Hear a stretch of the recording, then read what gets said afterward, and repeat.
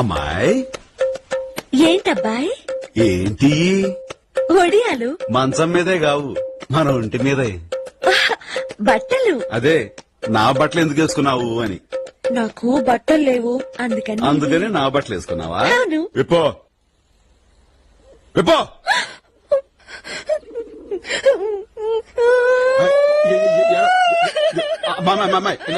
నా ఉద్దేశం వాళ్ళెందుకు ఇప్పుడు ఇక్కడ నాకు అన్నం పెడుతున్నారు కానీ బట్టలు ఇవ్వడం లేదు. నా ఉద్దేశం బట్టలు లేకపోతే మా నందిని బట్టలు వేసుకోవచ్చు కదా అని. ఏంటి